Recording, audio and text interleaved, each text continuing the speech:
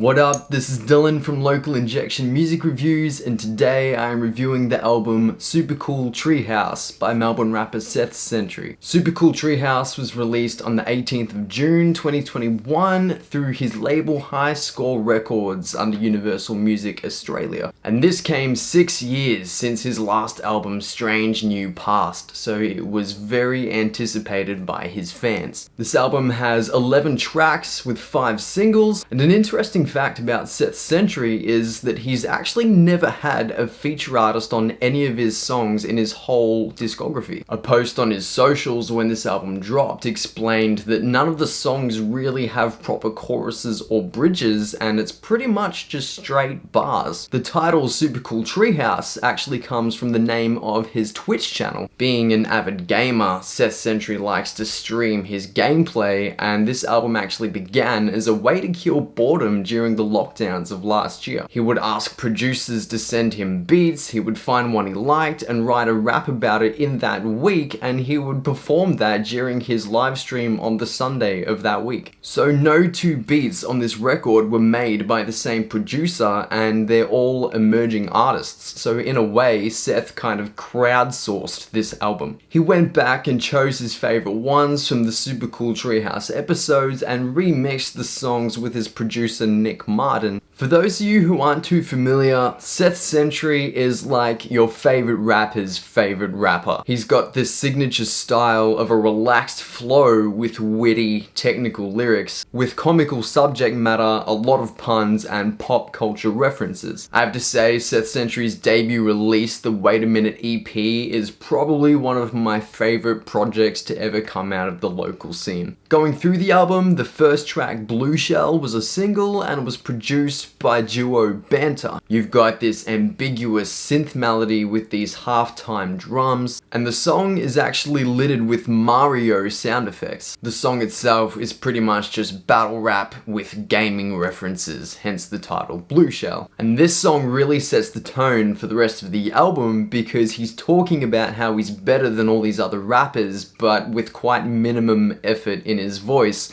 something that Seth does quite well. It's kind of like saying he can one-up them without even trying, and he's correct. To demonstrate those technical rhymes I was talking about, you've got lines like, crept to their door slowly and opened it tiptoe, but shit, somebody set the bar too low and I tripped over it. Damn. The next song, Tiger King, was produced by Side Beats, and funnily enough, it is about the Tiger King Joe Exotic. This is the shorter song on the album, coming in at only about 2 minutes. It's got chopped samples of wet, plucked guitar and like a triplet flute over a relatively simple beat, and it also features vocal samples from the hit Netflix series Tiger King. The lyrics are written in first person as Joe Exotic, but Seth is just making fun of him, predominantly the way that he dressed and his backward attitude. He also uses the rhyme schemes as much as possible, something Seth does quite well. So for example, rather than leaving the rhyme at the end of each bar, he will condense them into, 4 or 5 of the same rhyme in 2 bars. A great example of that in this song would be the line, I heard a rumor that Doc Antle just got cancelled in an odd scandal with hot candles and mop handles. You see what I'm talking about? The next song, Cabin Fever, was another single and it was produced by Martian. This is one of my favorite songs on the album, and I think it's actually one of Seth's favorites too. You've got live bass, a dusty synth, and boom bap drums, as well as these frequent drops to emphasize certain lines. Again, you've got a lot of puns and humorous punchlines. This song is pretty much Seth saying he is better than you while also making fun of himself. Some lines in this song that actually make me laugh every time I hear them is, I check the mic like a prostate, I stay frosty like a cupcake, taking rappers out like a lunch date. You know what I mean? There's also these funny little stories in this song, like killing a rapper and disposing of the body in humorous ways. He also maintains the same rhyme scheme for 16 bars, which is quite impressive in the lines, it's sorta like the warning right before you die, so fortify your borders, I'm cold as ice. Moving on, the song Titan was produced by Hamley, who has actually produced a couple of my own songs too. You've got ambiguous synths with busy modern drums and booming bass, and apparently it's about a time that he got so high that he forgot his cat's name. which is Titan. But it's also just some battle rap with some really tight punchlines. We've got lines like, "We can settle as soon as I've fed Dave, Jeff, James, I still can't remember my pet's name." Seth Sentry is known for his funny ad-libs, which particularly stand out in this song. To be honest, this is probably one of my favorite tracks on the album. The next song, "I'm Not Sad," was produced by Jake on keys, and the upbeat melody actually contrasts the quite depressing lyrics. He literally opens with the lines, "I'm depressed. I mean, really, I'm as sad as you can get." Something interesting about this song is the meter of the lyrics actually match the vibrant 808s in the hook for a really cohesive groove. He also touches on the stigma of the masculine disregard for sensitivity among men in the lines, "Let's do some hard drugs round here, let's give each other hugs round here."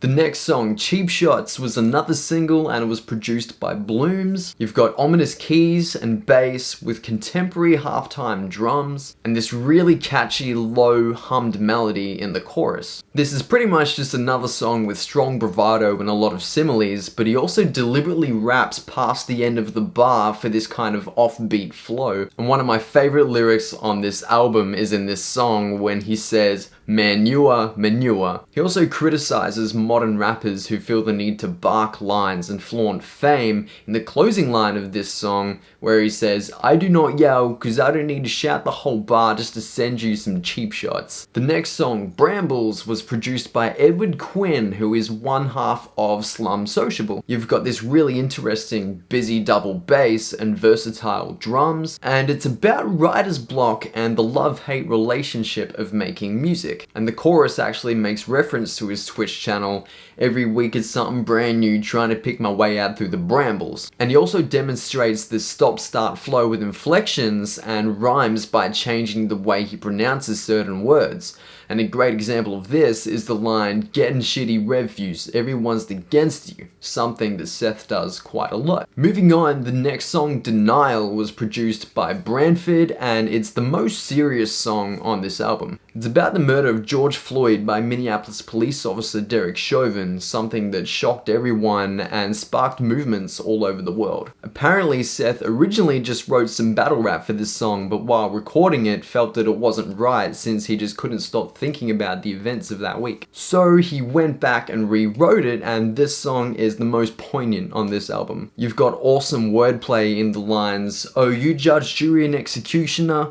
Oh, you judge during the execution, huh?" And he touches on how he feels that it's his role to just entertain during trying times, but instead chose to use his platform to voice these concerns. This is put quite blatantly in the line, "I'm the hoverboard rapper, go ask somebody more blacker." And I think the best part of this song is the closing line where he says, "A cop murders a black man in front of a crowd. Now imagine what happens when nobody is around." And the last minute of the song is just the beat and this short vocal refrain, so it kind of really lets those final lyrics sink in. The next song, "Castlevania," was another single, and it was produced by Goldo. It's got manipulated vocal samples, eerie strings and keys, and these booming 808s. And this is another one that's just a straight verse, and the technical rhymes match the meter of the beat. And it has really intricate bars, like, "Got an 8-ball in my pocket like billiards, got a new job killing off my affiliates." And he switches it up to an A-B-B-B-A form in the lines, "Just stop, you ain't got bars strong enough, I got all the keys, try lock me up, I'm a killer free when I'm off the cuff, fuck cops." The next song, "Wingdings," was produced by Master Sethro. This song is another straight verse. You've got chimes and pulsating synths over simple modern drums, and this cool variation every 8 bars where the synths actually change to a major progression. Seth also has a surprisingly extensive vocabulary in this song. You've got lines like, 3 p.m, trying to alleviate all my tedium, drinking codeine martinis and reading through all my mean DMs. And finally, you've got the closing track, "Gatorade Bong," which was another single and was produced by Carl DiMattaga. And this is actually the only song on the record that was written before the lockdown, so it's quite different to the rest, being over 4 minutes long and having more of a different vibe. You've got manipulated guest vocals by One Day member Joyride, who also plays bugle on it for some reason. You've got washed out toms and claps with funky bass, electric guitar, and Rhodes piano, and it's about wanting to escape from reality and being misunderstood. It's very slow and chill, funnily enough, but it does have quite a deep message in there. The best song on the album for me is Cheap Shots. There's a lot of dynamic to this track. It's the only one that kind of has a chorus, and I love the references and the cool punchlines in this song. The best lyric for me would be tossing razor blades inside your water slide and throwing rollerblades and razor scooters in your quarter pipe from Cabin Fever. This is the most gangster line on the album. I love the alliteration, I love the multis, it's just insane. All in all, I would give Super Cool Treehouse by Seth Sentry 7 out of 10. Seth is one of my favorite local rappers, and this album was an exciting step forward where we saw the same sort of styles from him in terms of his flow and delivery and his content, but the structure of the songs and the meanings behind them were quite different from anything he's done before. Also, I think the idea to call it Super Cool Treehouse and make all these references to his Twitch channel in the songs is a really great way to encapsulate the terrible year that was 2020 and be able to reconnect with his fan base through all these shared experiences. So that's it, Local Injection Music Reviews. Thank you so much for watching. Subscribe, like, share. I will see you soon for another video. Until then, listen to local music. Peace.